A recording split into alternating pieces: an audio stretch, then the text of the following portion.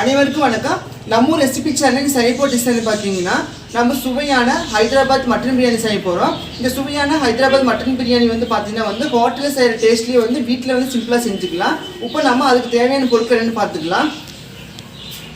Basmati rice, தனி மிளகாய் தூள், காஷ்மீரி மிளகாய் தூள், தண்ணி, கேசரி பவுடர், இஞ்சி, பூண்டு, எண்ணெய், கல்லுப்பு, தயிர், பிரியாணி இலை, கல்பாசி, ஏலக்காய், பட்டை, கிராம்பு, அன்னாசிப்பூ இதெல்லாம் எடுத்துக்கணும். பெரிய வெங்காயம், மட்டன், கொத்தமல்லி தழை, புதினா தழை, தக்காளி, பச்சை மிளகாய், எலுமிச்சம்பழம். இப்போ நம்ம இந்த இன்கிரிடியன்ட் வச்சுட்டு சுவையான ஹைதராபாத் மட்டன் பிரியாணி எப்படி செய்யணும்னு நம்ம பார்க்கலாம். இப்போ நம்ம சேனல் நீங்கள் தான் ஃபஸ்ட் டைம் பார்க்குற மாதிரி இருந்தீங்கன்னா மறக்காமல் சப்ஸ்கிரைப் பண்ணுங்கள், லைக் பண்ணுங்கள், ஷேர் பண்ணுங்கள், பெல் பட்டனை மறக்காமல் ப்ரெஸ் பண்ணுங்கள். இப்போ நம்ம வீடியோக்குள்ளே போகலாம். இப்போ நம்ம ஃபஸ்ட்டு பிரியாணி பண்ணுறதுக்கு நான் பாஸ்மதி ரைஸ் நான் 1/2 கிலோ அரிசி நான் எடுத்து வச்சுருக்கேன். இப்போ நம்ம இந்த அரிசியை தண்ணியை விட்டு நம்ம நல்லா ஊற வச்சிடலாம். ஒரு 1/2 hour ஊற வச்சிடலாம். இப்போ தண்ணி பிடிச்சி ஊற வச்சிடறேன் நான். இப்போ நம்ம பிரியாணி பண்ணுறதுக்கு ஒரு பாத்திரம் வச்சுட்டு இதில் நம்ம 1/2 கிலோ பிரியாணி செய்ய போகிறோம். இப்போ நம்ம அதுக்கு 100 கிராம் அளவுக்கு எண்ணெய் ஊற்றிக்கலாம்.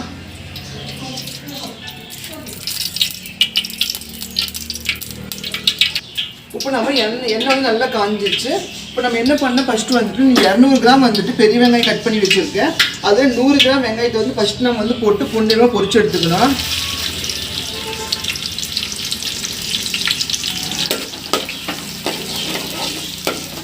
வெங்காயம் நல்லா செவக்கு வச்சு நம்ம எடுக்கணும். இப்போ நமக்கு வெங்காயம் இந்த மாதிரி நல்லா ப்ரௌன் கலரில் வரணும். இப்போ நம்ம அடுப்பு சிம்மில் பண்ணிவிட்டு இப்போ இந்த வெங்காயத்தில் இருக்கிற எண்ணெய் ஃபில்ட்ரு பண்ணி தனியாக ஒரு பவுலில் எடுத்து வச்சுக்கலாம்.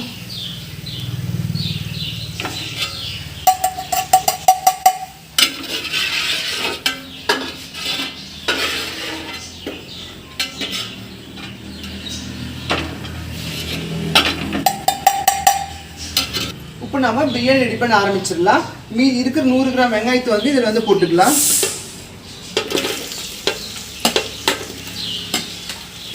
வெங்காயம் நல்லா பொன்னிறமாக செவந்து வரணும். அந்த அளவுக்கு நல்லா வதக்கி எடுத்துக்கணும்.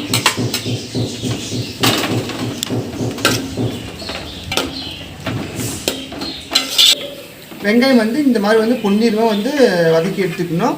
இதுக்கப்புறம் அந்த பிரியாணி இலை இந்த மசாலா இதில் ஆட் பண்ணிக்கலாம். இப்போ இது ஆட் பண்ணும்போதே 3 பச்சை மிளகாய் எடுத்து வச்சுருக்கேன். இந்த 3 பச்சை மிளகாய் இதில் ஆட் பண்ணிக்கலாம். இது கூடவே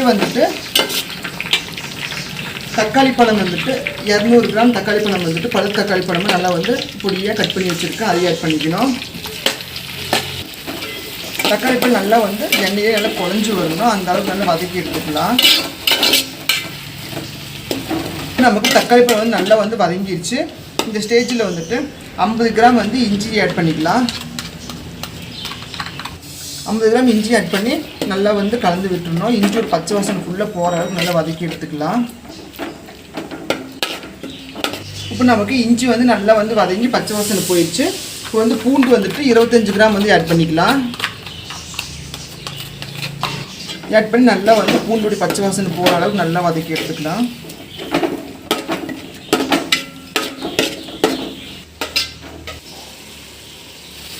பூண்டு நமக்கு வதங்கிட்டு இருக்கும்போதே இப்போ நாம் இதுக்கு தேவையான அளவு மிளகாய் தூள் ஆட் பண்ணிக்கலாம். மிளகாய் தூள் காஷ்மீர் மிளகாய் தூள் பெரிய ஸ்பூனில் 1 ஸ்பூன் அளவுக்கு நான் ஆட் பண்ணிக்கிறேன். தனி மிளகாய் தூள் 1/2 ஸ்பூன் அளவுக்கு ஆட் பண்ணிக்கிறேன்.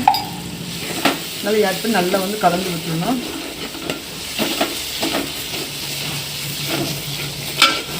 இப்போ நமக்கு பூண்டோடைய பச்சை வாசனை ஃபுல்லாக நல்லா போயிடுச்சு. இப்போ இந்த ஸ்டேஜில் ஒரு கைப்பிடி புதினா இலை, அதே மாதிரி ஒரு கைப்பிடி கொத்தமல்லி இலை வெங்காயம் போட்டு நல்லா கலரி விட்டுக்கணும்.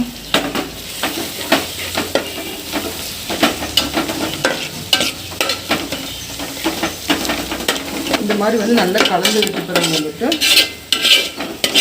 இப்போ நம்ம தயிர் ஆட் பண்ணிக்கலாம். தயிர் 100 கிராம் அளவு தயிர் ஆட் பண்ணிக்கலாம்.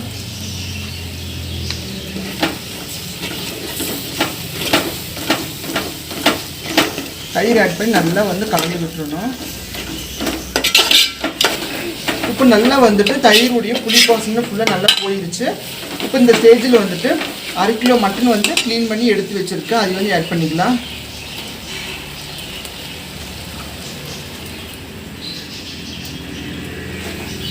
மட்டன் வந்து நல்லா மசாலாவும் நல்லா பரட்டி விட்டுறணும். மட்டன் நல்லா வந்து வேகணும். இப்போ இதில் வந்து ஒரு 5 நிமிஷம் வந்துட்டு மட்டன் வந்து அப்படியே விட்டுடலாம்.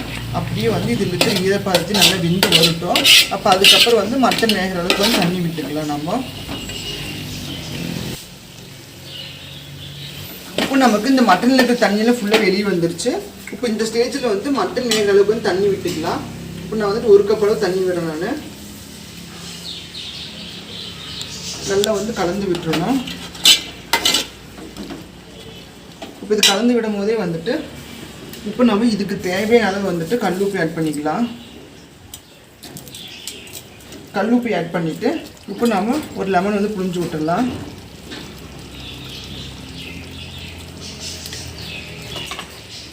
புழிஞ்சு விட்டு நல்லா கலரி விட்டுட்டு தட்டை போட்டு மூடி வச்சிடணும். மட்டன் வந்து ஃபுல்லாக வந்து நல்லா இதுலேயே குக்காகி நல்லா வெந்துடணும்.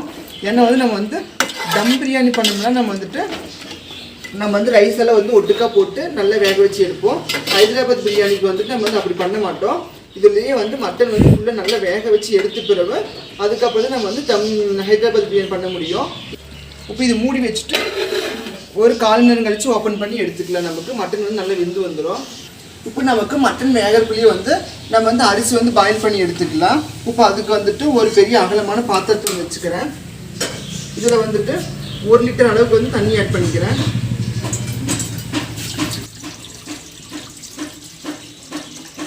இப்போ நம்ம எடுத்து வச்சுருக்கிற அந்த பிரியாணி இலை, கல்பாசி, பட்டை, கிராம்பு இதெல்லாம் வந்து ஆட் பண்ணிக்கணும். ஆட் பண்ணிவிட்டு நம்ம ஏற்கனவே கிரேவிக்கு வந்து உப்பு போட்டாச்சு. நம்ம வந்து சாப்பாட்டுக்கு உப்பு போடல, அதனால் வந்துட்டு இப்போ நம்ம இந்த சாப்பாட்டுக்கு அளவான உப்பு போட்டுக்கலாம். போட்டுட்டு நல்லா தண்ணியை வந்து நல்லா கொதிக்க வச்சு எடுத்துக்கணும். தண்ணி கொதி வரட்டும். இப்போ நம்ம இது கூடவே வந்துட்டு எண்ணெய் வந்துட்டு ஒரு ஸ்பூன் வந்து விட்டுக்கலாம். அப்போ நமக்கு வந்து அரிசி வந்து நல்லா ஒட்டாமல் வரும். இப்போ நல்லா வந்து கொதி வரட்டும். எல்லாம் சேர்ந்து நல்லா கொதி வரட்டும். இப்போ நமக்கு 1/4 மணி நேரம் நல்லா ஆயிடுச்சு. இப்போ நம்ம அடுப்பு ஆஃப் பண்ணிக்கலாம். அடுப்பு ஆஃப் பண்ணிவிட்டு நம்ம பார்க்கலாம். நமக்கு வந்து நல்லா வந்துட்டு மட்டன் நல்லா வெந்து நல்லா வந்து கிரேவி வந்து ரெடி ஆயிடுச்சு. இது வந்து அப்படியே இருக்கட்டும். இப்போ நம்ம அரிசி வந்து பாயில் பண்ணுறதுக்கு தண்ணி வச்சுருந்தோம். இப்போ தண்ணி வந்து நம்ம நல்லா கொதி வந்துருச்சு. இப்போ இந்த ஸ்டேஜில் வந்து ஊற வச்சுருக்கிற அந்த பாஸ்மதி ரைஸை வந்துட்டு இந்த தண்ணியில் ஆட் பண்ணிக்கலாம். தண்ணியில் ஆட் பண்ணிவிட்டு இது வந்து நல்லா ஒரு 3/4 பதத்துக்கு வேக வச்சு எடுத்துக்கணும். நல்லா சாப்பாடு குழவி வச்சிடக்கூடாது. 3/4 பதத்துக்கு வெந்தால் போடுறோம். இப்போ இது மூடி வச்சுட்டு ஒரு 1/4 மணி நேரம் கழித்து ஓப்பன் பண்ணி எடுத்துக்கலாம். நமக்கு மட்டன் வந்து நல்லா வெந்து வந்துடும். இப்போ நம்ம அரிசி வந்து ஆட் பண்ணிட்டதில்ல, ஆட் பண்ணிவிட்டு நல்லா வந்து கலந்து விட்டுடலாம். கலந்து விட்டு நல்லா வந்துட்டு கொதி வந்து நல்லா வேகட்டும். வெந்தப்போ நம்ம எடுத்துக்கலாம். இப்போ நமக்கு சாப்பாடு பார்த்திங்கன்னா வந்து நல்லா 3/4 பதத்தில் வெந்து வந்துருச்சு. இந்த மாதிரி இருக்கணும். இப்போ நம்ம வந்து அப்படியே வந்து அடுப்பு ஆஃப் பண்ணிக்கலாம். அடுப்பு ஆஃப் பண்ணிவிட்டு இப்போ நம்ம இந்த கிரேவி வந்து எடுக்க போகிறோம். இந்த கிரேவி வந்துட்டு ரெடி பண்ணி வச்சுருக்கிறத வந்துட்டு ஒரு பவுலில் வந்துட்டு எடுத்து வச்சுக்கணும்.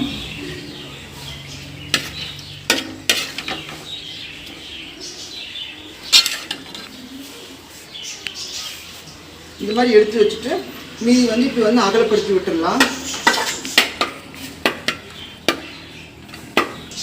இப்போ நம்ம வடிகட்டி எடுத்து வச்சுருக்கிற இந்த பாஸ்மதி ரைஸை வந்துட்டு நம்ம அந்த கிரேவியில் வந்துட்டு கொஞ்சம் கொஞ்சமே ஆட் பண்ணிக்கணும்.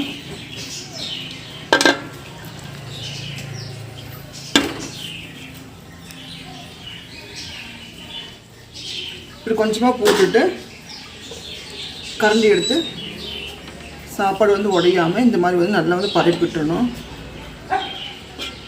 நல்லா சொட்டை இல்லாமல் நல்லா இந்த மாதிரி வந்து பரப்பி விட்டுறணும். இப்போ இந்த மாதிரி வந்து பரப்பிட்டு பிறகு நம்ம எடுத்து வச்சுருக்கிற அந்த மீதி கிரேவி வந்துட்டு இதில் ஆட் பண்ணிக்கணும்.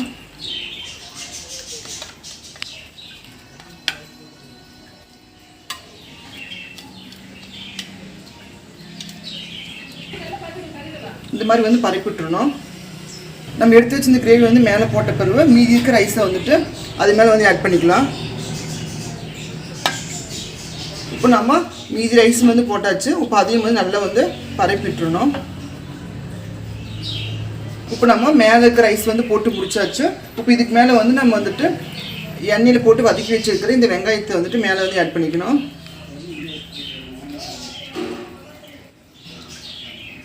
அப்புறம் எடுத்து வச்சுருக்கிற அந்த கொத்தமல்லி தலையும் வந்துட்டு மேலே போட்டுக்கலாம்.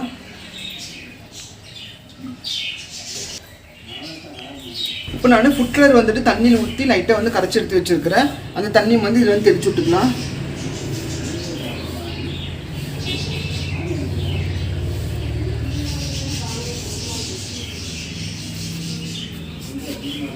இந்த மாதிரி வந்து அந்த ஃபுட் கலரோட தண்ணியும் தெளிச்சாச்சு. இப்போ நம்ம இதுக்கு மேலே வந்துட்டு நெய் வந்து ஆட் பண்ணிக்கலாம். நெய் ஆட் பண்ணும்போது நல்லா டேஸ்ட்டு நல்லா மணமாக இருக்கும்.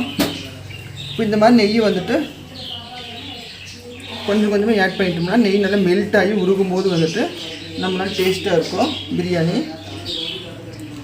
இந்த மாதிரி வந்துட்டு நெய் விட்டுக்கணும். இப்போ நம்ம வந்து சேர்க்க வேண்டிய ஐட்டம்ஸ் எல்லாம் ஃபுல்லாக சேர்த்தாச்சு. இப்போ தம் போட ஆரம்பிச்சிடலாம். இப்போ நம்ம தம் போட ஆரம்பிச்சிடலாம். இப்போ நம்ம இது வந்துட்டு நல்லா வந்து அந்த நம்ம எந்த பாத்திரம் வச்சுருக்கோமோ அந்த பாத்திரத்துக்கு வந்து கேப் இல்லாமல் ஒரு தட்டு வந்து நல்லா போட்டு மூடிக்கணும். தம் போடுறதுக்கு வந்துட்டு இந்த மாதிரி வந்து இரும்பு தோசை தவா வந்துட்டு நல்லா வந்து ஃபுல்லாக வந்து ஹீட் பண்ணிக்கணும். ஹீட் பண்ணி முடிச்சுட்டு நம்ம தம் போடணும். இப்போ இது நல்லா வந்து ஹீட்டான பேர் வந்துட்டு நம்ம ரெடி பண்ணி எடுத்து வச்சுருக்கிற அந்த பிரியாணியை வந்துட்டு இதில் வச்சிடணும். வச்சுட்டு இது வந்து சிம்பிள் வச்சுட்டோம்னா வந்துட்டு ஒரு 1/4 மணி நேரம் கழிச்சு நம்ம எடுத்தோம்னா நமக்கு வந்து சுவையான ஹைதராபாத் மட்டன் பிரியாணி வந்து ரெடி ஆகிடும். இப்போ நமக்கு வந்து நல்லா 1/4 மணி நேரம் ஆகட்டும். ஆனப்போ நான் உங்களுக்கு எடுத்து காட்டுறேன். இப்போ நமக்கு தம் போட்டு வந்து பிரியாணி வந்து ரெடி ஆகிடுச்சு. அடுப்பை ஆஃப் பண்ணிக்கலாம். இப்போ ஆஃப் பண்ணிவிட்டு நம்ம ஓப்பன் பண்ணிக்கலாம். இப்போ நம்ம சுவையான ஹைதராபாத் பிரியாணி வந்து ரெடி ஆகிடுச்சு. பிரியாணி வந்து கலரி விட்டுக்கலாம். பிரியாணி எடுக்கும்போது பார்த்தீங்கன்னா வந்துட்டு இந்த மாதிரி வந்து கார்னர்லேருந்து எடுக்கணும். எவ்வளோ நாள் உதிரி உதிரியாக வந்துருக்கு பாருங்கள்.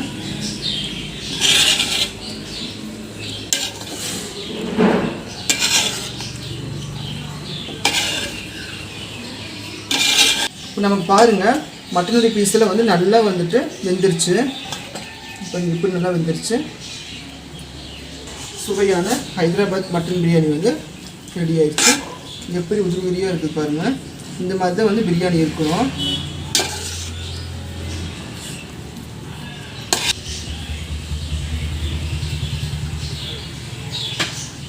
இப்போ நம்ம பிரியாணி வந்துட்டு ஒன்ஸ் வந்து கலரிட்டு நம்ம வந்து பிளேட்டில் வந்து பரிமாறிக்கலாம்.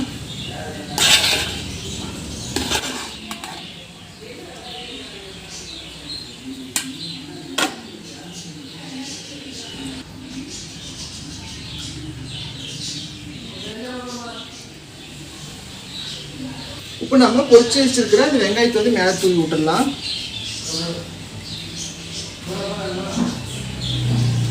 இப்போ நமக்கு சுவையான ஹைதராபாத் மட்டன் பிரியாணி வந்து ரெடி ஆயிடுச்சு. இதே மாதிரி வீட்டில் வந்து மறக்காமல் செஞ்சு பாருங்கள். நம்மளுடைய சேனல் வந்து மறக்காமல் சப்ஸ்கிரைப் பண்ணுங்கள், லைக் பண்ணுங்கள், ஷேர் பண்ணுங்கள், பெல் பட்டனை மறக்காமல் ப்ரெஸ் பண்ணுங்கள்.